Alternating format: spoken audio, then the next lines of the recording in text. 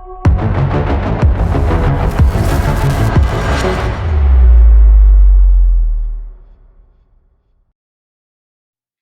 everybody, I just want to do a quick update on my thoughts I had about the Cybertruck unveiling. I had thoughts about making this, and I thought, maybe I don't make it, maybe I do make it. I'm sure I'm going to get hate from both sides. I was like, yeah, what the heck? I'm gonna make it anyways. Wrote everything down. It's very impromptu, so I don't have anything prepared. So it's really, I'm going to be looking at my phone, looking at the notes that I made during the actual live stream event, and then a little bit of calculations that I did after the fact. So, um, I love. First off, I just want to say I'm a Tesla bull. I have 300 shares right now. I don't plan on selling ever, and I have plans to buy another 100 to 200, hopefully very soon. So that's where my mindset is. I definitely believe in Tesla long term. I think that they are the future of really all automotive, the entire automotive industry, energy management, everything. I think they're the future. I'm gonna say that. Start going into this. So, um, the live stream event started off a little lackluster. I much as I love Elon Musk, I don't think that he is a good presenter. I think that when you have an event such, sorry, I'm petting my dog down here, so if you see my hands moving, it's come here, come here, come here. Oh, see, she's right here. My dog, my pup. Her name's Kepi. So I think that uh, in an instance like this where you really need to bring the umph and get people excited and jacked up. I know that everybody that was there super excited, but you also have to realize, I mean, on the live stream alone, there was over, I think, 120,000 people. Um, Everybody, all eyes are on this thing. So you have to have a presenter and a speaker that is going to be energetic. Um, Elon obviously loves what he does. He's a very, very smart individual. And I don't know, I couldn't get excited listening to him talk. Loved everything that he was saying. I think that there were some points that were missed. As much as I think it's cool that this thing is essentially bullet resistant, um, I don't really care. I live in a area of the Midwest that I'm not going to have to worry about that kind of stuff. I live out in the country, but even when I drive into the city, it's not anywhere that I would really have to worry about this. And I understand he makes the joke, you never know how soon the apocalyptic world is going to be here, but I don't think that that's a reality. I do think that's a cool feature, and not nobody can say that their trucks are as tough as his is. The baseball throw.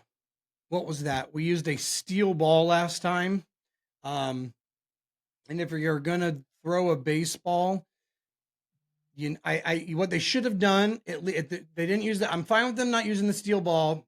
I think that they should have to really show where it's come, but they should have just had a pitcher from the MLB come in and do this and do it a super fast throw.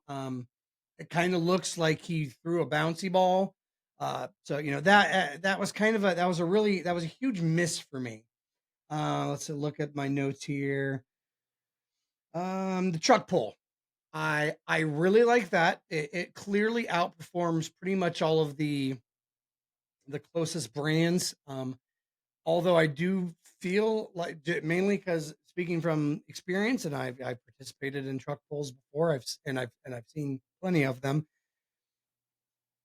My Ram 3500 diesel dually could have easily matched what the Tesla was able to pull.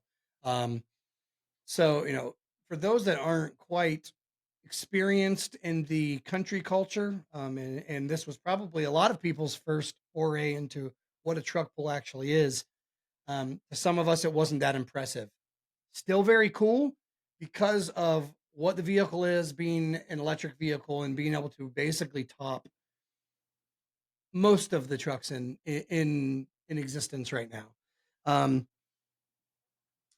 eh, I do love the stock 35-inch tires. I think that they are gorgeous. The rims, I think that also using the rubber on the tips was a really good idea for the rims themselves. Um, I was really blown away by the drag race. Hopefully the Tesla crew, I don't know, actually. Porsche 911, brand new, stock. They didn't give us any kind of specs on what was under the hood of that thing, but the fact that it was able to beat it while it was trailering the same the same exact Porsche behind it, that's very, very impressive. So, I was actually, as much as it sounds like I wasn't, I was actually blown away by that aspect of the demo. Um, Loved it all. I thought it was awesome. Still very excited for this truck. I'm not excited for the price range.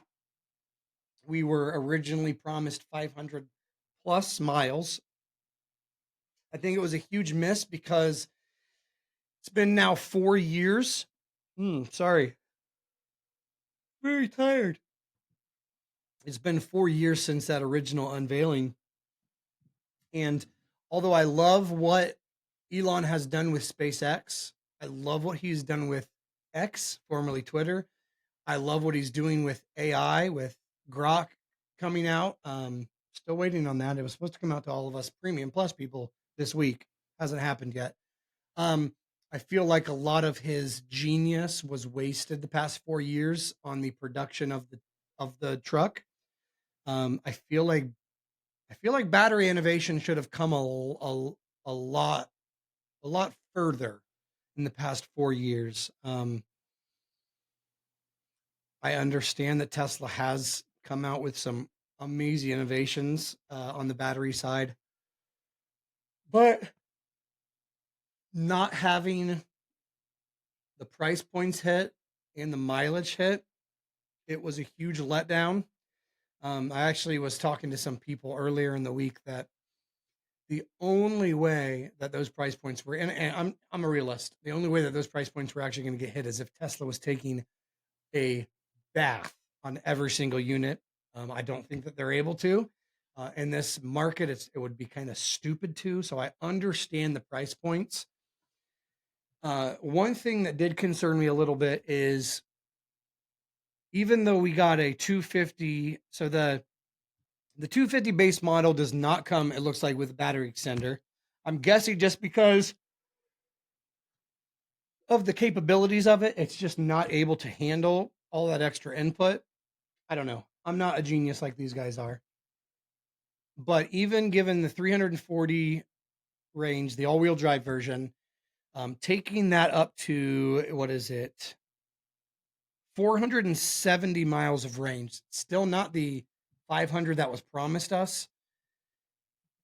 But so let's try to factor out what these extenders price points could actually be. If you subtract just let's just, there's really no way for anybody on the outside to completely accurately factor in what these battery packs are going to cost. If you take the price of the base model that's not coming out till 2025, subtract that from the all-wheel drive price, you're given a price difference of $19,000. So what I did was I used that to factor in basically the price per mile difference between those two models. So between the 250 and 340, we're at about a $211 price per mile. To go up to the 470 miles of range that the battery extender is going to give you, again, this is all estimations. This is not going to be an accurate approximation. It's about 27. It's actually not about over $27,000, theoretically, of what the battery extender could be. I don't think it's going to be $27,000. That's not going to sell. I've seen a lot of people say 10 to 15. I really think that $18,000 is the sweet spot. Again, though, you add that onto the already $80,000. That's now bringing this up to, what is that, $98,000, and that's not even the beast mode. So you can see where this thing's really starting to get pricey. It hurt my heart to cancel my reservation today because I was one of the very first reservations. I posted my I posted my reservation number. Now that I've got it canceled, I don't care to post my reservation number. Um, I was definitely going to be one of the first people that was able to configure their Cybertruck. So, what am I going to do now? I'm still very much looking forward to buying this Cybertruck, probably in about a year, maybe a year to 2 years. I may wait to see what they do with the base model, just because if you look at the Model 3 and the Model Y, those models changed so much from the delivery event to when um, the more updated versions of those models actually were released. So, what I'm thinking a year, 2 years from now, this current all wheel drive model, which is currently at 79,990 before any estimated savings. I don't base my price points on estimated savings, just because things can fluctuate, those can change, gas prices can change. I just those are variables I just don't consider. So I'm just using the standard non savings prices. I think probably in a year to two from years from now, that 79,000, let's just call it 80,000. I think that's going to probably come down to more of like a 59.9 to $64,000 range. I think that's very realistic, and hopefully that brings the what I think is going to be $18,000 for the battery pack. Hopefully that brings that down to, let's say, 10,000. And a lot of the people are saying, that could be 10,000 to 15,000 anyways. So let's just assume it's 10 to 15,000. Hopefully that brings it down to 6 to 10,000. So quick thoughts on the Cybertruck. I'm still very, very bullish on Tesla. I'm probably just going to go ahead and order a used Model X Plaid, or I'm just going to get a brand new Model Y. I like the range of those. Um, the price for those and the range that they have is more kind of in line with what I was hoping that the Cybertruck was going to have. Again, I'm not naive enough to believe that what was told to us 4 years ago. There's no way in the current marketplace that those price points were ever getting hit. I'm a realist. I understand that. So yes, I was disappointed I was disappointed in a few aspects of today, but I don't think this is going to hurt Tesla in the long run. Look what happened after they did the Model Y delivery event. Was it March 2020, and their stock price has just gone up. So bullish long term. I hope that this video didn't offend anyone too much.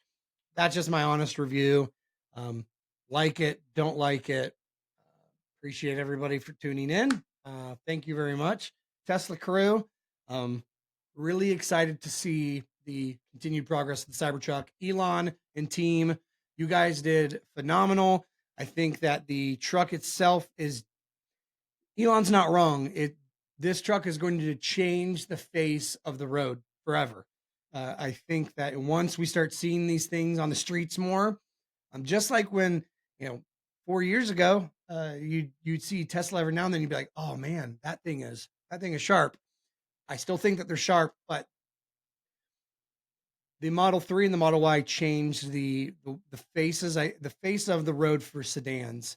Um, I don't view the Model Y as an SUV. A lot of people, a hybrid SUV, whatever you want to call it, but those things changed the industry for that class of car, and I 100% believe that the Cybertruck is the future of the truck industry, because I really just think things get better from here on out. So, thank you, everybody. Hope everybody has a great day, great night, whatever it is. See you guys later.